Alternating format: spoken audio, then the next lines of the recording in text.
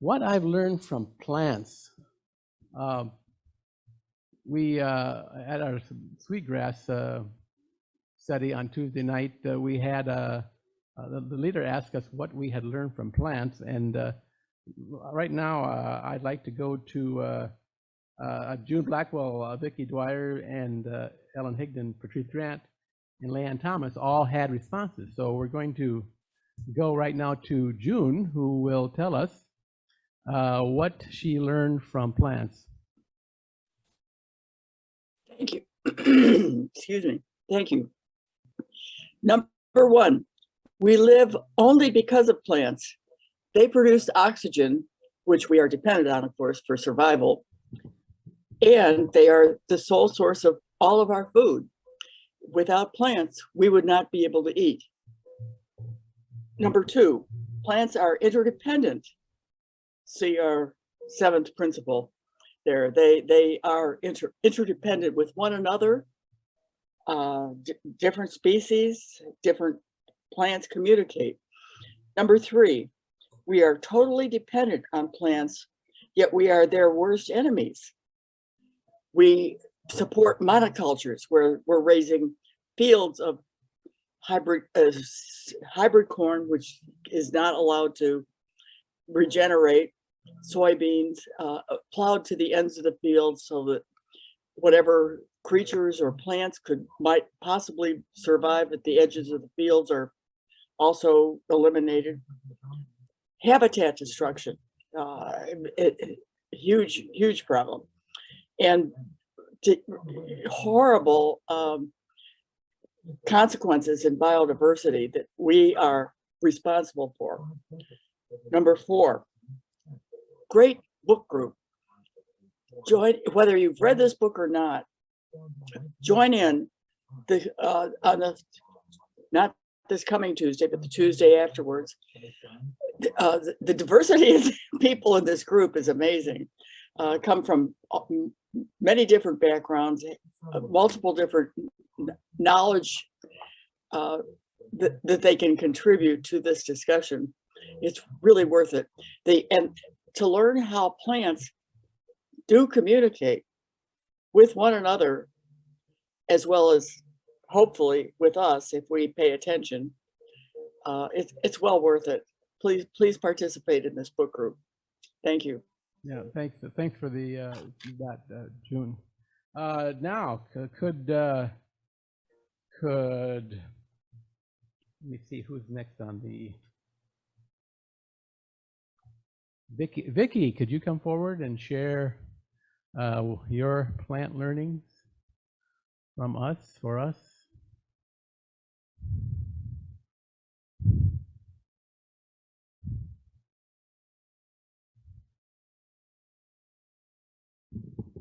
On the Breeding Sweetgrass book, I'd like to mention that I got into that wrongly. I thought breeding sweetgrass was about the Gullah slave culture in the Georgia area, and I'd been there and they have the really neat sweetgrass baskets. But when I researched that, the Gullah slaves had learned this craft from Africa, probably the Senegal area. So it kind of shows that sweetgrass is really important, not only to the Indians in this country or North America, sweetgrass or something, and I think it was actually sweetgrass or something very similar, is very important to the people in Senegal. But when the topic is what I learned from plants, well, I first of all started to think about what I knew about plants, and then I decided no, I prefer what plants have actually taught me or what they tell me. Right now, they tell me winter is coming. But they also, by watching plants for years, they tell me that if I'm patient and wait, in the spring, the plants are going to come back, and there's going to even be a lot of new plants. So that reflects on me that I feel like if I'm patient and get through winter, there's going to be spring and there's going to be new life. And the plants, really then in spring, it's just so beautiful with the plants. And then when I think about plants, I realize they need just about the same things we do. They need sunlight. We need sunlight. They need water. We need water. They need nutrients. We need food, and they help us with that one. We need air. They need air. So we have much in common with all living things. And as June said so much, plants, we need plants for sure. The other thing that I've learned is that plants, they can't move around like we can, but wherever they land, they do their very best to live and bloom if they bloom. And sometimes we can't move around as much as we'd like to, but wherever we're at, we can do our best to live and bloom. So I guess actually when I was thinking about this, I just realized how interdependent we are with plants and all life. Thank you, Vicki. And now Ellen Higdon.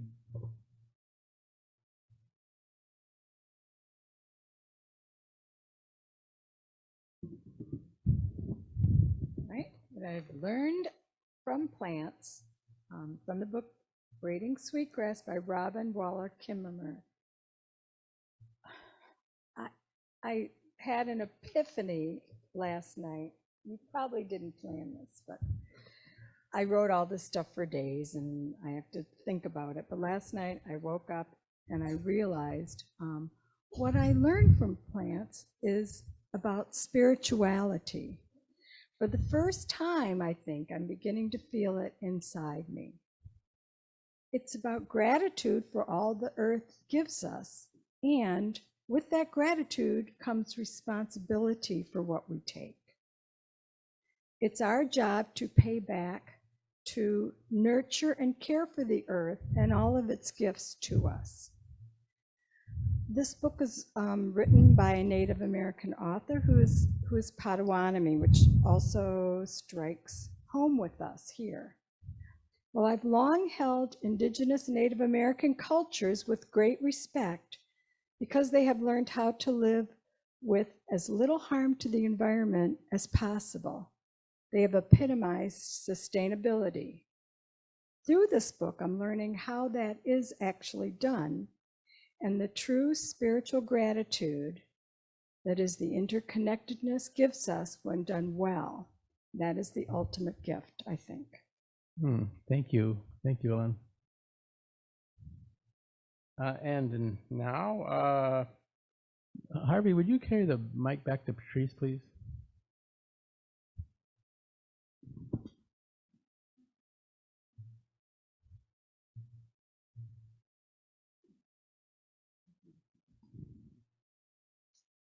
I highly recommend this book. And I have a little different spin on plants. I actually go to landscape stores to renew my spirit if I'm really down.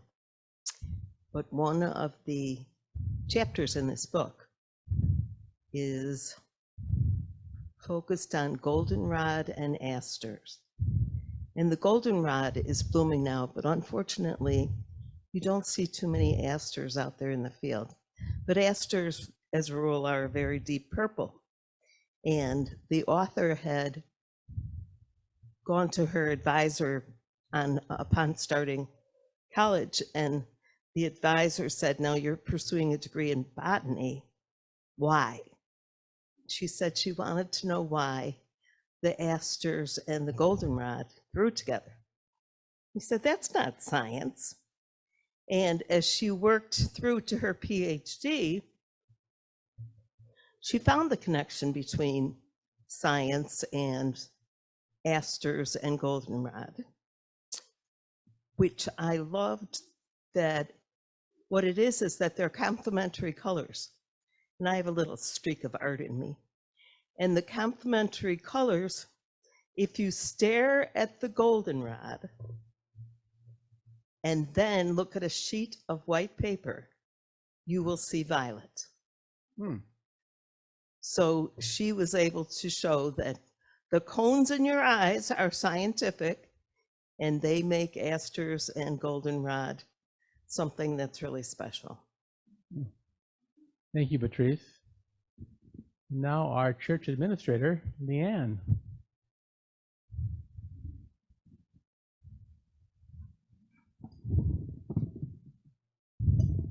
don't know why this microphone makes me feel really nervous. So thank you for telling the exact story that I wanted to tell, because you did it so well, and I was totally not gonna get an A on that test with the details, so you did the exact story. And these are actually, Diane told me, asters that we have growing out in this little triangle bed, and they're so gorgeous. And being an artist and a graphic designer, you know, I like that she's a poet and a botanist. And that's one of the things that I really love about the way this book is written. And I love, the thing I love about that story, about her going to that advisor and having him give her that advice, you know, that like, no, don't listen to your own intuition, is that it like so spotlights how important it is to listen to our own good intuition. And that even an expert or somebody in our field might say, no, what you think, what your heart tells you is not correct. And you have no proof at the time. But if you keep going and be true to yourself, you know, look what happened. She found out that there was really this connection, and that was the thing about bees, that something about that it attracted bees better and stuff. And anyway, so.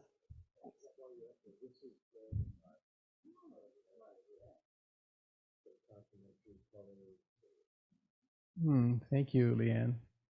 Actually, I'm not on the schedule here, but I just got to jump in. I don't like use chemicals on my yard, so I have a lot of dandelions.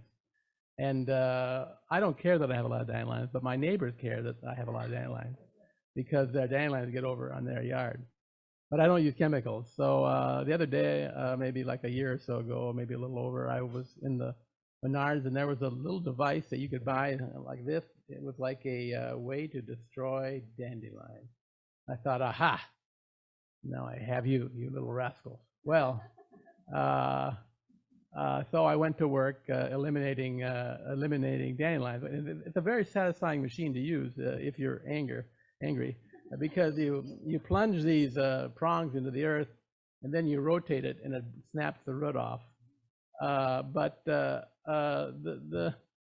My dandelions are so prolific that, I mean, by the time I got done going over the lawn once, I needed a dump truck and a bulldozer to get rid of all those divots in my yard. So I was stumped. And then I started really paying attention to the dandelions. I noticed that the more I mowed to try to eliminate them, the shorter they grew. They grow right down to the ground.